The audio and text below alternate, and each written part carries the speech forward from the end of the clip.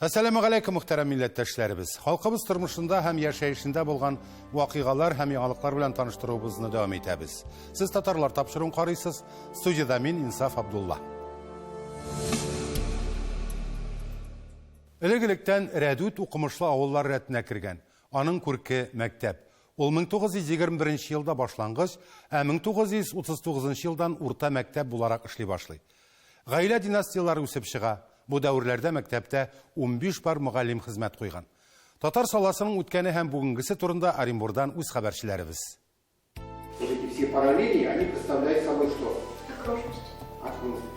Бүгінгі күнде мектепте 75 бала оқый, һәм аларга 13 укытучы белем бирә. Бәйгеләрдә әйдәп баручы укытучылары күп санлы мактау кагазларына лаек булган кебек, укучылары да төрле район, өлкә фестивальләрдә исемнәрен яңгыратучылар.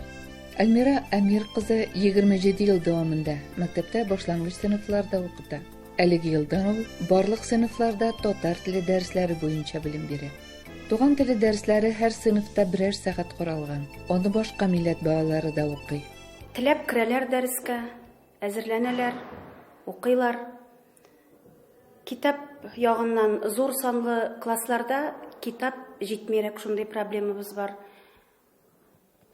Булдырга тырышабыз инде китапларны, хәзер электронный возможности, электронный китапларны ачып интернеттан, шулай итеп балаларга ярдәм итәбез дәрес алып барырга. Хәзерге көндә мәктәптә иң күп санлы укытучылар династиясе Шариповлар, Ибраһимовлар һәм Ибатуллиннар белән Макаевлар. Лилия Мәҗит кызы Ибатуллиннар вәкиле. Мин математика укыттым. Минем эш стажым 43 ел. А династияны? Династияны мин санаган 400-гә якын ел барлыгы. Әлеге укытучылар үзләре бер мәктәп коллективы, киләчәктә дә бу эшне оныклары дәвам итерләр дип ышана ветеран. Бу минем тормыш иптәшем. Тормыш иптәшем шуның әтисе, әнисе. Монсы минем сеңлем, тоже математика укытучысы. Булар инде безнең племянниклар. Монсы минем кызым. Укытучылар династиясе Габҗалиловлар үз нәсел шәҗәрәсен узган гасыр ахырында ук ясый башлыйлар. Әлмира Шихаб кызы Амарова тумышы белән күрше Биктимир авылыннан, укытучылар нәселеннән, Рәдүт мәктәбендә физика дәресләрен укыткан. Туганыбыз әйтә.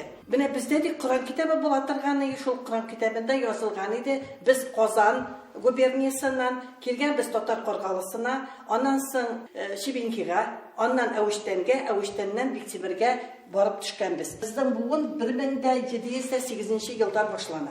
Габҗалиловлар нәсел агачындагы барлык педагогларның стажы 650 ел. Шушы педагогический династияда Гидро булып безнең гаилә торып, безнең әти укытучы, аның 6 баласы, киленнәре, оныклары тоже укытучылар.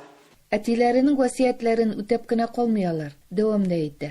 Бу китапны югалтудан, ут чыгып янудан һәм башка бәләләрдән саклагыз дип. Нәрсә генә бар, үзебездә әйбәт аларны җинап, балаларыбызга күрсәтәбез. Балалар һәр вакытта белсеннәр, алар табырлы икән. Тормыш гаилә дәресләре ул татар теленә, халкыбызның гырыф-гадәтенә саклык белән карау, милләттәшебезгә истә калырлык дәрәҗәдә үтә. Лаеклы ялга чыккач, Әлмира Шихаб кызы хуҗалыклар чига башлый. Инде зур гына коллекциясе дә җыелган. Музейга килүчеләр ондагы татар тормышының төрле елларын чагылдырган экспонатларны күреп, үземнең балачакка, үз туган авылыма әйләнеп кайткандай булдым. Рәхмәт сезгә, шулай татар тормышын тулы, матур итеп чагылдырган музей төзеп, халкыбызга тарихыбызны искә төшереп торганыгыз өчен дигән сүзләр әйтә. Яңалыклар булганда да татар рухын күтәрү эшләрендә генә булсын иде. Оренбург өлкәсеннән Фирүзә Абсалямова, Татарлар.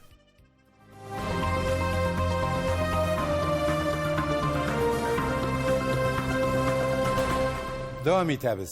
Nəfis gimnastik ol akrobatikada, jongleurluq itüdə, tabiği sələt tədilər Екатеринбургтан bir tuğan Nəcmiddinovalar. 1978 yılda yuşqan Yaşlar həm Balalar Sport Nəfis Gimnastika məktəbi Sverdlovsk өлkəsində ən dərəcəli sport məktəblərindən sanala. Bir tuğan Liliya, Roza, Əlfiyə həm İlmira yüzləgən qızlarga zor sportqa yol açalar. Yaşları şaqtı buluğa qaramasdan Nəcmiddinovalar yaratqan işlərin devam etə. Алар моңа ничек ирешә? Алдагы язманы карыйк. Нәҗметдиновалар белән бергә атлagанда ирексездән гәүдәне җыя төшәсең. 70-тән өстә булуларына карамастан, аларның җил атлаулары күпләрне сокландыра. Безнең һәм чит ил журналистларының бик күп мәкаләләре аларның спорттагы уңышларына багышланган. Лилиянең исеме Гиннислар китабына кертелгән. Ул 68 алтын, 25 көмеш медаль яулаган. Лилия Билал кызына Советлар Союзында беренчеләрдән булып, нәфис гимнастика буенча атказанган спорт мастеры исем бирелә. Ул 3 ел элек 82 яшендә бакыйлыкка күчкән. Нәкъ менә ул сеңелләрен нәфис гимнастикага алып килә. Шулай итеп спортта Нәҗметдиновлар династиясе барлыкка килә. Четвером выступали на чемпионате России. За сборную команды Свердловской области, где как раз область Свердловская заняла первое место. И в показательных на чемпионате мира в Москве участвовали все вчетвером. Смена есть у нас, и внучки сейчас занимаются. Әйтүебезчә, 3 ел элек 2018 елның 18 сентябрендә Лилия Билал кызы Нәҗметдинова бакыйлыкка күчә. 2021 елның сентябрендә Екатеринбургта аңа һәйкәл куела. Көн яңгырлы булуына карамастан тантанага туганнары, хезмәттәшләре һәм бик күп санлы укучылары килгән иде. Лилия Нәҗметдинова һәйкәле Бөтен Россия нәфис гимнастика федерациясе президенты Ирина Винер, Екатеринбург шәһәр депутатлары, Свердловск өлкәсендәге Татарстан Республикасының даими вәкиллеге ярдәме белән куелды. Ул чыннан да татар халкының бик данлыклы кызы иде. Иң беренче спорт мастеры Советлар Союзының нәфис гимнастика буенча 4 тапкыр СССР чемпионы.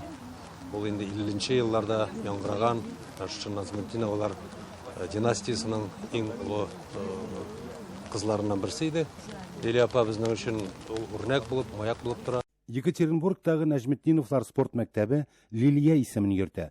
Бүгенге көндә ул мәктәптә ел әйләнәсенә 200 бала шөгыльләнә. Бер туган Нәҗметдиновлар укучылары бүгенге чикләүләр вакытында да өлкә һәм Россия күләм ярышларында призлы урыннар яулыйлар. Когда проводятся соревнования, сейчас у нас родители не присутствуют. То есть соревнования идут без зрителей. Одни дети в зале. И поставлено все так, допустим, выступил 1 год рождения, сразу идет награждение, и детей сразу же отпускают домой. То есть в этом отношении у нас очень все соблюдаются правила.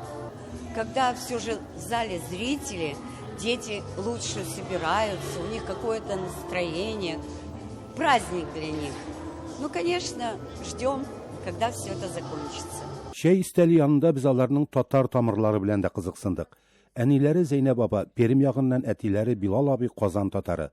Бала чакта алар гаиләдә татар телендә генә аралашкан.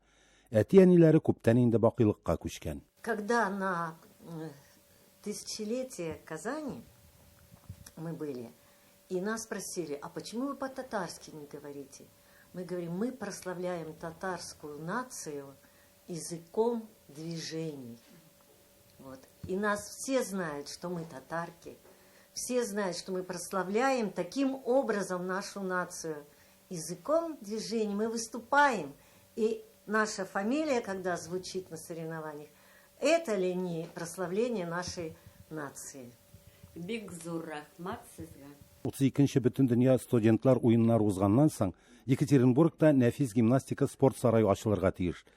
Нәҗметдиновлар аларның Лилия мәктәбе әлеге спорт сараенда да эшен дәвам итәр дип өметләнәләр. Фотографиялар, медаль һәм кубоклар Урал нәфис гимнастикасы тарихына багышланган музейда үз урыннарын алачак. Инсаф Абдулла, Әлфия Габдушева, Татарлар, Екатеринбург. 2022 ел Татарстанда цифрлаштыру елы дип игълан ителде. Беренче электрон исәпләү техникасы Совет компьютерлары моннан 700 елдан артык элек уйлап табылган. Исаак Брук белән Бәшир Рәмиев автоматик цифрлы электрон машина дигән проект тәкъдим итеп, 1948 елда беренче цифрлы техникага авторлык таныклыклары ала. Совет компьютерларының пионеры милләттәшебез Бәшир Рәмиев Урал аръягында туган. Бу якларда 19 гасыр урталарында һәм 20 гасыр башында аның ата-бабалары яши һәм үз эшчәнлеген алып бара. Безнең иҗат төркеме Башкортстанның Баймак районында булып, Рәмиевләр гаиләсенең эзләре белән кызыксынды. Башкортстан Баймак районындагы бердән-бер татар авылы Юлык. 1862 елда сәүдәгәр Мөхәммәд Садык Рәмиев бирегә гаиләсе белән күчеп килә. Рәмиев Мөхәммәд Садык абый шунда килеп, кешеләрне оештырып, алар юл эше белән булышкан. Олар бит алтын менен заниматься итмәгәннәр килү белән. Арык ел көтәргә туры килә әле, әзрәк байлык туплап алгансы. Сабын кайнатып, олар шулайтып, интәдә олар бол йыйып алалар. Шуннан соң гына олар прииска эшләренә, ишберде приискасын сатып алып интәдә прииска эшләренә тотынып китәләр инде. 1870-1890 елларда уңышлы эшмәкәр Мөхәммәд Садык Рәмиев рус заводчыларыннан дистәләгән приискалар сатып ала. Бу вакытка уллары Шакир белән Закир үсеп җитә. Башлангыч белемне аларга өйдә әниләре биргән. Шакир Европада югары белем алып, әтисенең беренче ярдәмчесе була. Закир Истанбулда укый. Ул алтын сәнәгатьчесе генә түгел, Дәртмән исеме астында әдәби дөньяда танылган шагыйрь, меценат, Россия тарихына сәясәтче буларак та кергән. Хәйрия һәм меценат хәрәкәтләрендә актив катнашкан бер туган Рәмиевләрне бөтен илдә белгәннәр. Алар акчасына китаплар, газеталар, журналлар нәшер ителгән, мәдрәсә, мәчетләр төзелгән. Туган якны өйрәнүче Рәмиевләр турында язган китабында аларның шушы якларда 55 мәчет төзү турында мәгълүмат бирә. Баймак районында бүгенге көнгә кадәр Рәмиевләр төзегән 2 мәчет сакланып калган. Берсе Күсе авылында, икенчесе Рәмиевләр үзләре яшәгән Юлыкта.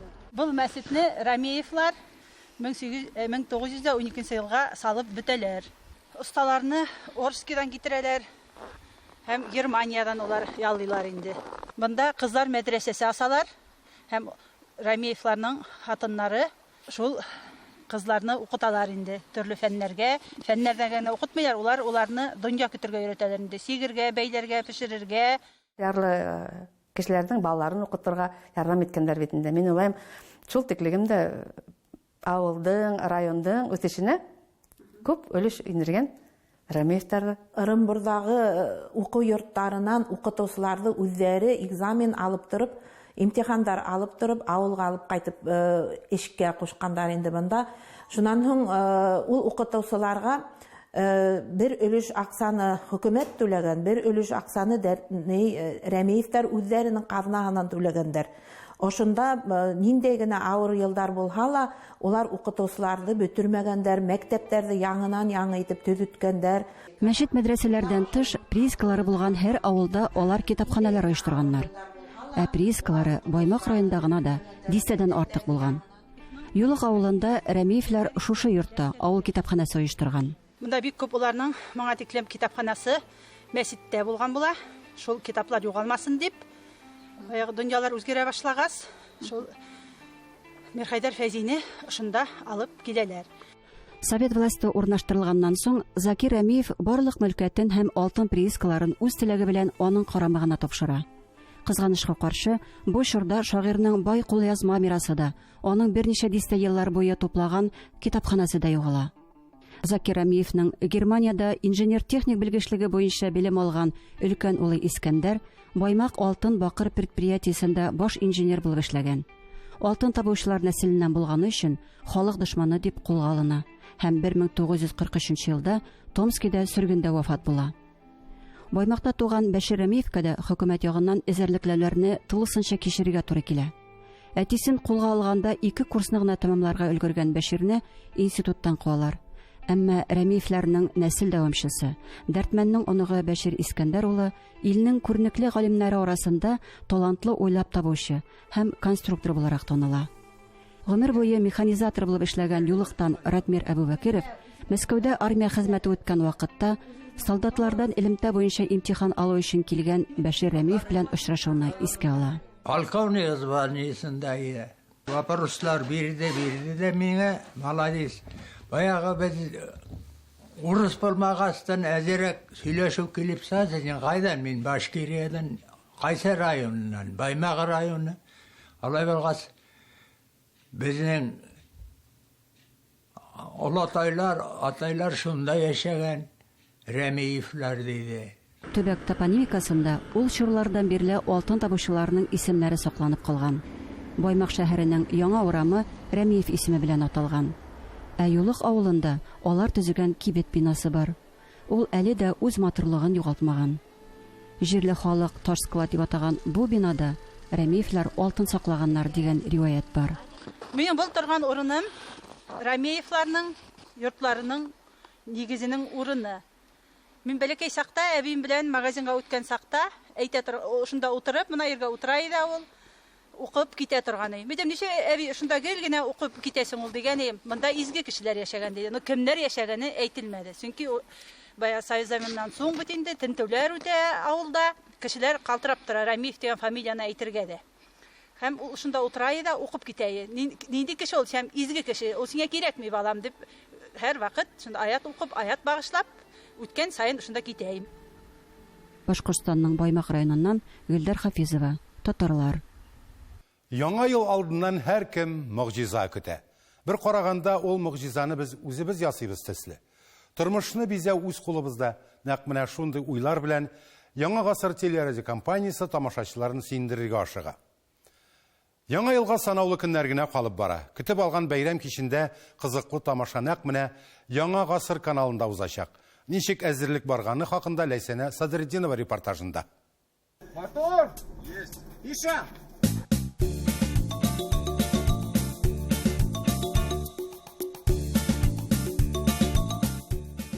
Хөрмәтле тамашачыларыбыз, безне кая дип уйлыйсыз? Әлбәттә инде мюзикл төшерүне дәвам итәбез. Һәм без Орша районында.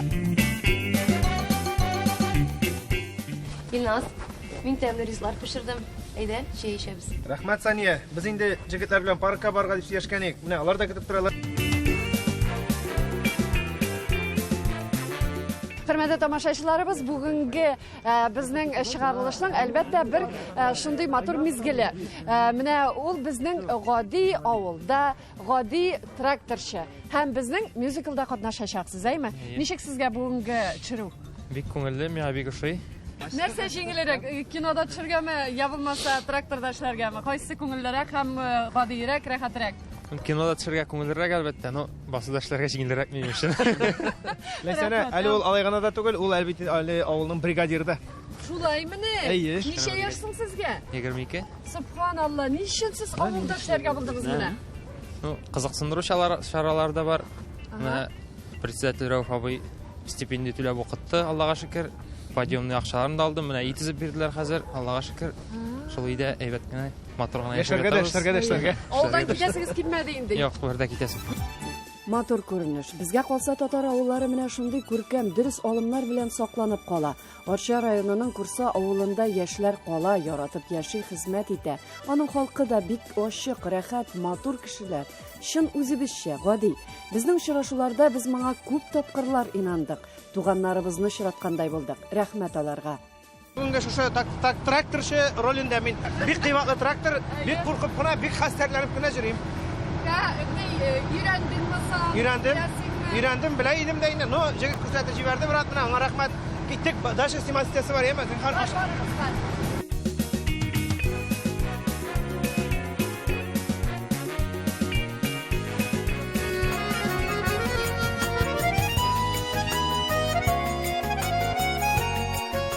Монда менә шушындый искиткеч матур капкалы, бизәкле йортлар күп. Шуның белән үзенчәлекле бу авыл. Юкка гына безнең Яңа гасыр телерадио компаниясе мюзикл төшерергә нәкъ шушы авылны сайламаган инде.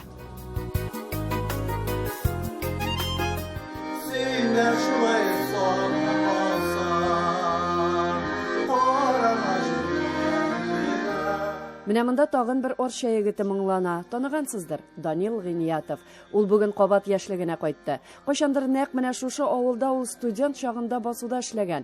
Әйе, телевидение ул кешене төрле халәтләргә кайтарырга, этәрергә сәләтле шул. Инде дәвам итик.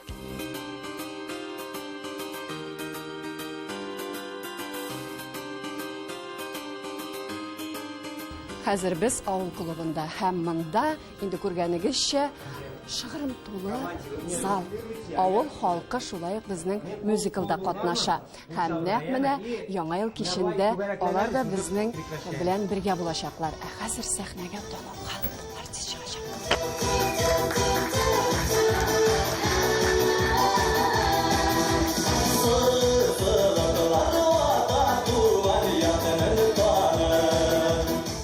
Дәрестәндә бу үзенең җирлеге өчен бик шатлыклы күңелле вакыйга, чөнки тиздән инде бәйрәмнәр якынлаша. Яңа елны бит инде һәркайсыбыз да көтеп алабыз. Менә авыл халкы да җыелып килгән шушы тамашаны карарга, төшәргә дип, бик куанып, бик шатланып утырам.